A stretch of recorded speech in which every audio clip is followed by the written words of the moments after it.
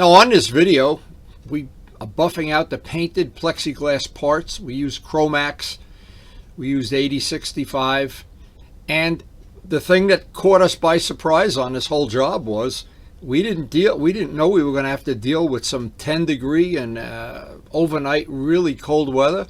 So what normally would take one day wound up taking 2 days, but it isn't like we're having a race on anything. We had a lot of fun, and at the end of it, the parts came out great. The parts are ready to install. And this time of year, we always have to deal with the weather. And the good news is we did get to spend a little time with Buddy that we didn't expect. And we did get to see the progress on the kids' renovation on their house. It was a pretty good 2 days. So this morning I get out here and it's in the low teens, and it's not supposed to even go out of the teens for the whole day. I'm so glad I got the paint work done yesterday. What an upgrade that was to not have to be out in this temperature.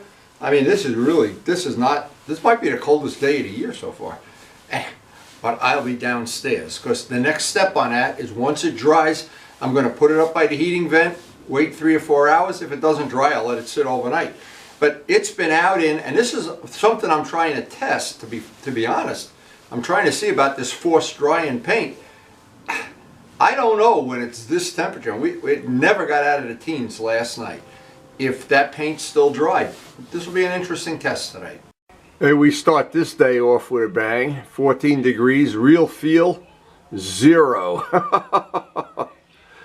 Good thing we'll be inside most of the day. So I got an email last night, and somebody asked me, "You're doing all this work to the bike, when are you going to be done?" And unfortunately, the answer is it's an ongoing thing. When you do evil twinning, it's never done. And I just love being able to switch the wheels, switch some of the bodywork, switch the windshields, and I always have the illusion I have more bikes than I really have. It works for me. And how much fun when you have an RD to have, I have 3 different exhaust systems, 2 different seats, and 5 extra wheels. I don't know if I'm ever going to use all 5, but hey, you know how long I'm going to live at my age. So I conferred with management. I have a couple of errands to run before I can get started, but I'm going to put that paint up by the heating vent. By the time I get back, it'll be up there for probably an hour or 2, and we can see how that dried up. And what I'm learning about forced drying paint, and little by little I'm accumulating a little database of things that are possible. Now to be honest, I've never done this before. I've always painted 1 coat of paint and let it dry overnight, but there's always room to learn new stuff. When the real feel is 0, the birds say, "Just feed me extra seeds and go work on your motorcycle down a cellar." And boy, this whole day is going to revolve around what temperature it is, but it's nice inside. A lot nicer than outside. Now the pond is totally iced over. Of course, in this temperature, we see the bubble. It keeps a little bit of a hole in it, lets the methane gas out, but the fish are basically in hibernation now until spring. And it always works well for me to get the errands done earlier in the day. I like to get them done, get home, and then do my work. Now when it was a little warmer out, it was 4 hours up by the heating vent, and I could buff it out, but that night that I did that test, it wasn't 11 degrees at night, so we're going to see. Maybe it's got to sit up there all day. I don't know. We'll find out. Well, this day is stretching out with all these extra things we have to do today, but I want to get everything done today while it's cold. What a day. Boy, this day didn't warm up even the time we were gone on errands. Didn't warm up a bit. It is definitely time for giant coffee. Oh, is it time? Coffee time. Oh, there is magic in the bottom of that coffee cup. Whew, is it cold out there. All right, it's time to see about that heating vent. That heating vent, you know, in this house, that heat never shuts off. Well, let's see how that dried up. That has been sitting up there not quite 4 hours. So it looks like this dried up, but you know what? It's not really ready yet. And even after 4 hours, I can tell, because what happens is I can press my finger in it and it's still soft. And I don't want to take any chances. This is going to be a focal point of the motorcycle at some point in time. So I don't want to take any chances on, I'm just going to leave it up by the heating vent overnight tonight, and I'll deal with it tomorrow in the morning. It's just not worth taking a chance now, because I know the other parts, I kind of was right on the edge, and yeah, they did buff out, but if I screw this up, this is a big focal part of the motorcycle. And I really think this is going to change the whole look at a motorcycle. I guess we're going to find out. And I still don't have my other windshield anyway, so no matter what, this one's got to be perfect. So I've got other projects to deal with here. We're just going to let this sit up by a heating vent a whole nother, actually not 24 hours, about another 20 hours. And I think tomorrow morning we'll be able to just 2000 grit this out, compound it out, and it's going to be like a mirror. Go install it, and if it's a sunny day, get some photos. I've just been loving having those photos of those little frame sides and different little things that we've done to the motorcycle. And then I look back at that day, the day I brought the bike home, and I look at it and I see that tail light and that white front fender, those white side things, and I just wondered, you know, it was kind of like, but I knew at that point in time the performance of that bike was going to be just what I wanted. I didn't want to have a sport bike that I have to lay down on, and I didn't want to have a cruiser that I could just sit up like I'm on a lazy boy. I wanted that in-between thing, and I did not have a naked bike in my collection, and Karen made that possible. I guess that's one of the advantages of having a 100-year-old house. The heat never shuts off. I got to share a quick story talking about the heat. I don't remember, 4 or 5 years ago, we had the opportunity to get a brand new modern heater that does not use the air in the house. It pulls in air from outside the house, and it exits through a PVC pipe, not through a chimney. And I thought at the time, I don't know, this is like, is this going to be worth it? It was thousands of dollars, of course. And when we did the average of the heating bills for that year to the year before, it was almost $200 a month saving. Well worth it. So the bottom line I've learned the hard way many times is keep your stuff on a workbench under a heating vent, and you know what? Be patient. Being patient just pays off in the end every time. So the way the day played out, pretty funny. Because they're doing the construction work over at the kids' house, they're going to meet with the guy that's going to design their kitchen, and we're going to go there and hang out with Buddy, and I'll get to see their construction update today. We're going to head out there in about an hour. And our part, see what's good about this, while we're out there playing with Buddy, our part will be up by that heating vent. And tomorrow it'll be a piece of cake buffing that out.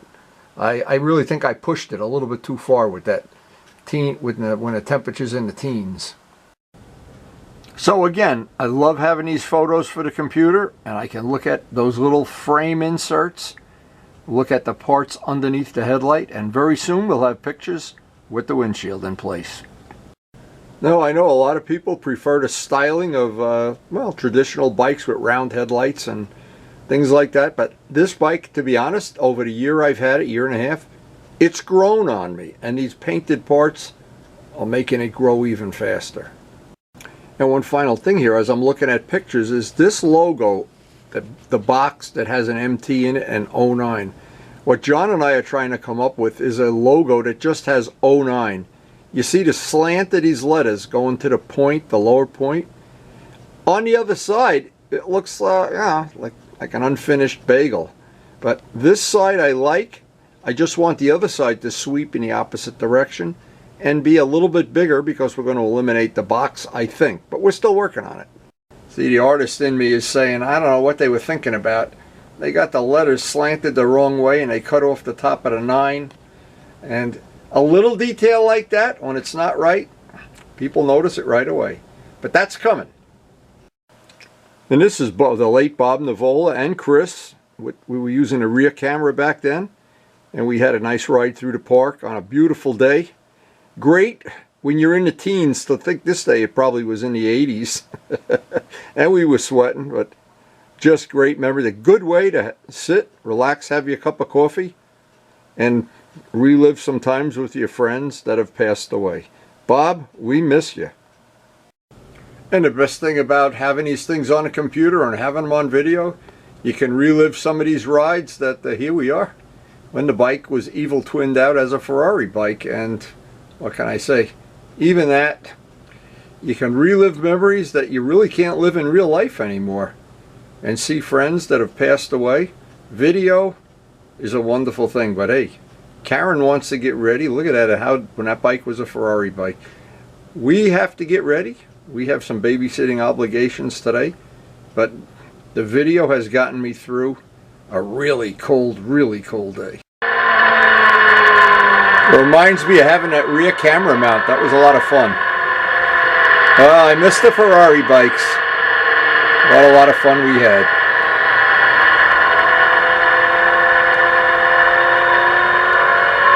So we're over at the kids' house. We got to do some babysitting and dog sitting here, but this is I guess they're into it about a week now with the construction work. They got the footing poured. This day never went above freezing. I don't think it ever went to 20 degrees. It was really cold. And their deck that used to be 52 feet is probably about 30 now, but this is going to be beautiful when it's done. I see they got the block. They're already to start the foundation. Some bad memories of when George Renterini, the late George Renterini, and I were digging in his backyard. He did something similar to this, and he used me for a mule, George. But I learned how to mix concrete as a side benefit, a free benefit. Third, fourth, fifth, and sixth? How many kids are in the choir, Miles? Fourth, fifth, and sixth together? Yeah. Yes? Yes, everyone. Are you? Twin? You're such a predictable animal. Very predictable. How about this? Ah! How about this one? Go out for a No, pass. he can't go so far. Whoa! He's tethered. No barking. No barking. No barking. He doesn't know what that means. Buddy, I need to know. Are you bored? Are you bored when I come to babysit you? He's bored. He's bored. Hey, if you want to play with that toy. Oh, he catches it in midair. Ay. Buddy, bring me the hedgehog, buddy. Come on, buddy. Look. Buddy. Bring me the hedgehog. Ah! Now let me guess what you want me to do. This what you want me to do? Oh. Buddy. Oh, buddy. Oh, buddy. Okay, you know, this is hurting my back, guys. Buddy. Miles, take him off my lap, honey. Buddy. Time to get home. It is freezing tonight. Woo. Now, once again, we're expecting record low temps. Oh, is it the heat? Well, at least it's cooking our paint. So we wake up this morning and guess what? It's almost 20 degrees already. We are really in a heat wave. Oh, unbelievable. 19 degrees, time to go flip those battery tenders. Oh my God, we got a lot of ice on a pond today. And it looks like it might warm up to 20, 21, who knows? Look at how cold these guys are and how hungry. The guys, are you hungry this morning? And now I can shut the window. They can come out and sit on my hand here like they're pet birds. Hungry birds. Here they, look, they're back. Oh, I'm hungry too, guys. Oh, the ice on a pond early this morning is going to be, it's going to be some maintenance. And when it's this cold, I come out and flip the battery charger anytime I'm anywhere near the garage. Hey, it's time to get started today. Want to buff that windshield. I may even be able to get it on and get some pictures today. It is not fun being out in the garage when it's 19 degrees out. Oh, I always like coming down here in the morning when the heat is on. You know, there's a disadvantage. We got to pay the heating bill, but the advantage is we have a forced dry oven now. In the last 2 days, I don't think the heat's shut off for more than 5 minutes at a time. Yeah, that's going to be a piece of cake. I think that's going to be perfect. And we may even get it installed today. So let's recap this whole adventure. Now, this is just about as good as you can get if we were painting in the summer even. But again, previously to this, I had put a part in the garage where it was about freezing, let it sit overnight, put it by the heating vent 4 hours, and believe me, I'm not used to forced drying paint. And it buffed out okay. But the difference is this was in the garage when it was 10 degrees overnight. And it really was, it's a whole different animal when it's that cold. I let it sit a few hours and it was still not really hard. Now it's hard. So the first thing that I can pass on information, if you're letting paint dry in a cold, especially the two-part, let it sit by a heating vent for an extra day. I'm sure all the dust and little imperfections in this, they're going to buff out like just perfectly. This I know is nice and hard now. And what we use for all this buffing that I do, 2000 grit, Rhino wet. This is the stuff that makes it, I think it makes it as easy as possible. This at 8065, and we had good luck with the stuff Dale had. That was no problem, the Evercoat. So the whole objective of the thing is to make it as easy as possible to bring that beautiful shine up. Little warm water, a few drops of Dawn. Now if you have a spray booth, you'll have a lot less of these little dots and this little dust that's in the air, and we painted this. But it's outdoors and it's flypaper for the whole time it's out there, so any little dust. In the summer we wind up sometime having bugs or spiders. Today we just have dust. Doesn't look like any fisheye, and that's lucky for us. Now whenever I try to show some of this that I'm doing, I like to emphasize something. You try to make it as easy as possible. If you find ways to make it difficult, it's like the late George Venturini used to tell me, mixing concrete is hard enough. You don't have to find ways to make it harder. So I always try to do one little area, and you can see this has not been touched yet. Get the area wet, 2000 grit in Dasa, and just about how much time is involved. Now some people say, professional body men say, and maybe it's true and I just don't know it, that if you do like a waffle pattern, go back and forth this way, back and forth this way. I don't know why, but I just go randomly on it until the whole part is flat. Now, if you happen to have a spray booth, you'll have a lot less stuff in there.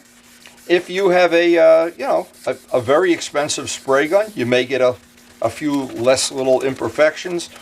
But in the end, it doesn't matter. And this is what people don't understand. It's nice to have a spray booth and expensive equipment and a big compressor and a thing and that, but you know what? It's like having a $1,000 coffee maker.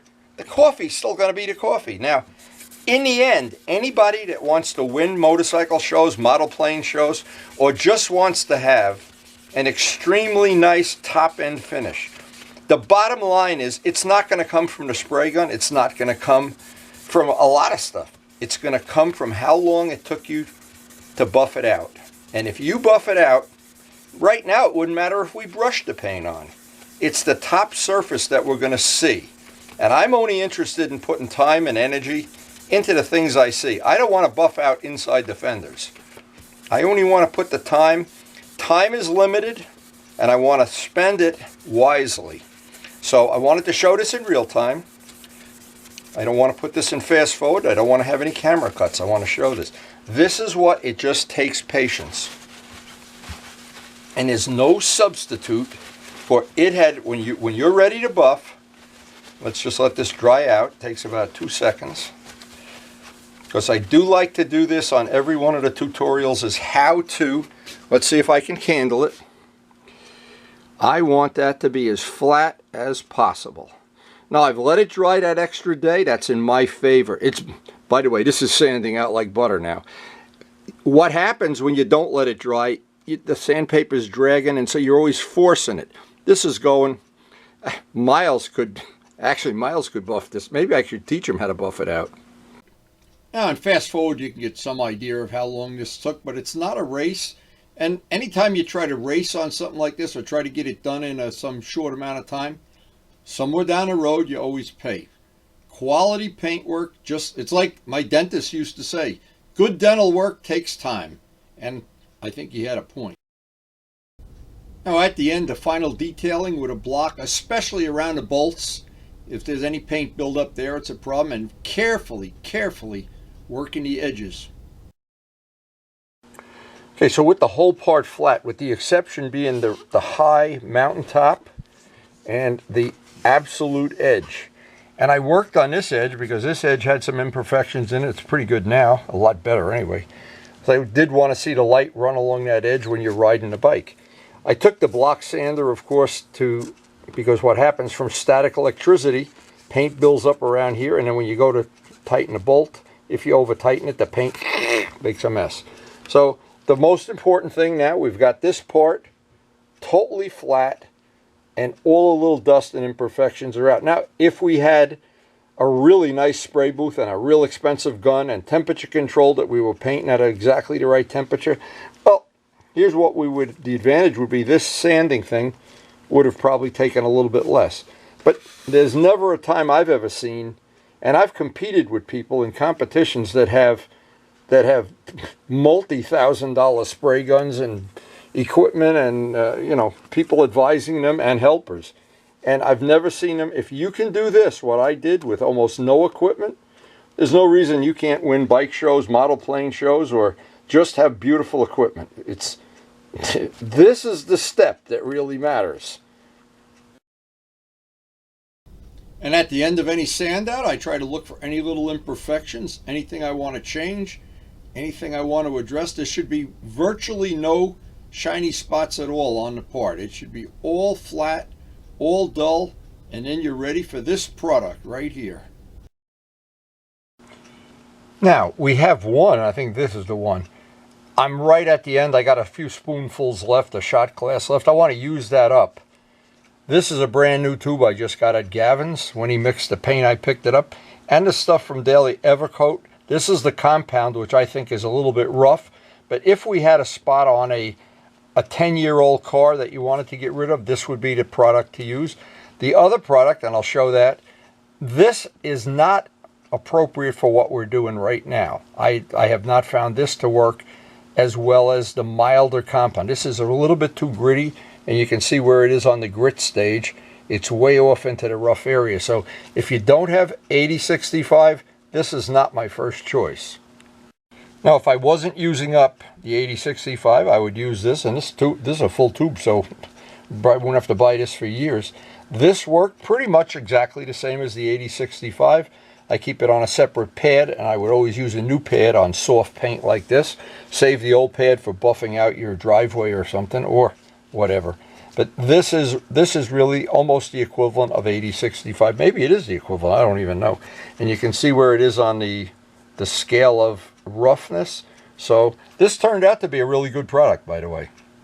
But I'm trying to use up that 8065 that I have a little bit left of. So it is really important. There's some areas on this top edge and around the edges that I don't want to break through and have to do a touch-up.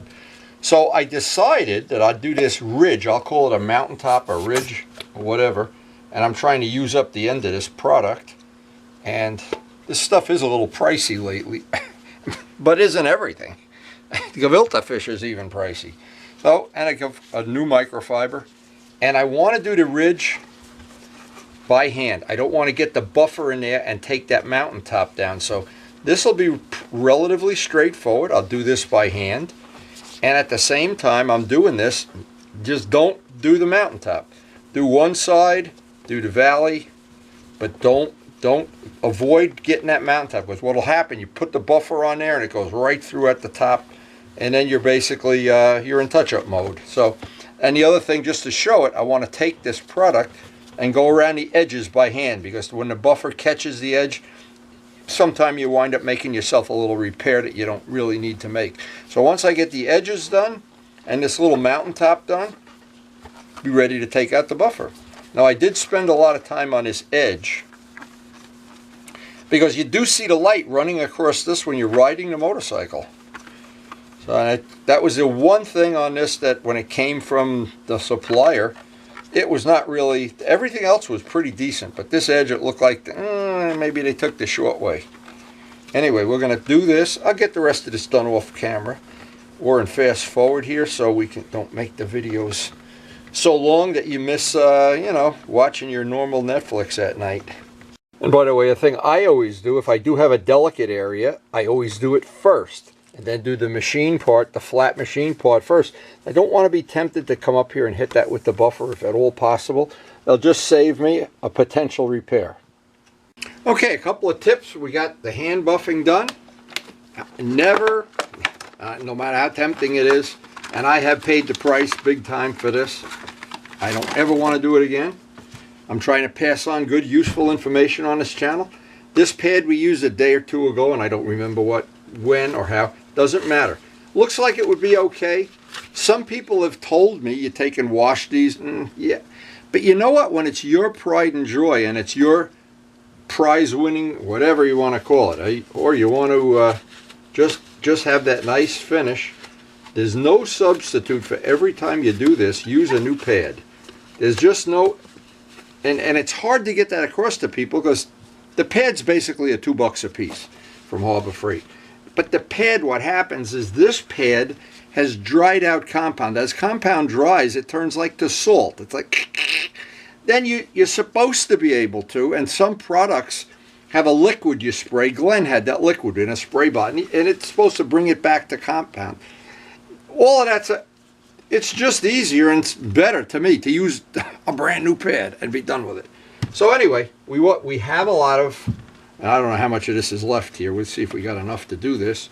But and it's funny that I've watched this on, I've tried to watch every possible video of every possible person that ever posted anything, and I've heard some people say, and these are knowledgeable people that probably know 10 times more than I do, oh, you need a certain pad at a certain speed, and you need this and you need that. And yes, that's probably true if you're buffing out a Bentley or something. But for the stuff we're doing here, this very simple 2000 grit and this material, that has worked for me. And it's not only worked for me, it's worked for a lot of people I know that are modelers and car collectors, and oh yeah, that's the end of this. So anyway, that was how many years ago I bought this. It's again pricey, but you get a lot of use out of it. I buffed a lot of stuff with that. Anyway, my whole thing here is this part of it, you just got to be patient. Go one step at a time, avoid anything like a mountaintop, and when you're done, it's a little bit sloppy, but we'll try to do one little part in real time if we can. And you can see the whole part was basically 2000 grit paper. The one thing I never do is hold the buffer in one spot, because you tend to make scratches that way. The whole idea of these buffers is it's an orbital... I don't know, it doesn't go through the same spot twice, I guess is the right word. Anyway, I want to do this in real time, and then we'll do the rest on fast forward. But because we've done all the prep with the 2000 grit, this shouldn't be that bad. It shouldn't take a long time. And it's actually a nice sunny day, at least it was an hour ago. And I'm hoping I can get some pictures of this, because I'm trying to, every time I make a change to the bike, I like to take pictures and look at it on my computer so that then I can plan out the next step of it. So this will be relatively straightforward, and I don't think there's any secret to this. I want to show this. This is the part I love, when people don't believe how quick that comes up. It does. So as I'm buffing this out, and it went pretty straightforward here. And the only thing held us up, the weather the first day, was really a real handicap. But the bottom line is you can work around all these things. And if you know in the end, you're going to have good results and you're going to be happy with them. You're going to put a part back on a bike and you're going to like it. Well, it's worth all the time and energy you put into it. So the way this day played out, we got the part buffed out. Tomorrow we're going to be working in the garage. It should be a little bit warmer. I got some more parts to take off the bike to paint. And we can get a photo shoot if the sun is out. This day the weather went right down the drain, boy. As can happen at this time of year. Anyway, I'm real happy to have this done. It really buffed out beautifully, and it's just one more piece of the puzzle. And we have other parts I'm going to paint, and then that last thing is going to be the scoop, where we have the custom logo. We really haven't finalized that yet. I don't want to rush that. That's why I've been saving it for that. And then the big thing, the silver wheels. So the big lesson today was just be patient. If it takes 2 days to do it, it won't make any difference at all in the end. In the end, we want to put back on the bike a perfectly buffed out part, as perfect as I can make it anyway. given the limited resources that I have. But even with limited resources, and the people that always think if they just buy more expensive equipment, the paint will come out better. Paint is not like that. It's like a cook buying more expensive pots to cook pasta in. It's in the cooking. If you buy expensive paintbrushes, it doesn't mean you're going to be an artist. That's one of the appealing things about doing a custom paint job. It's really up to you, not the spray equipment. Anyway, but all beside the point, I found some real nice nostalgic video I'm going to include in the next few days, stuff I think you'll enjoy. I try to post up a new video every day. Today didn't work out exactly as planned, but hey, we'll make up for it in the future. And I really hope I've been able to pass on some good information.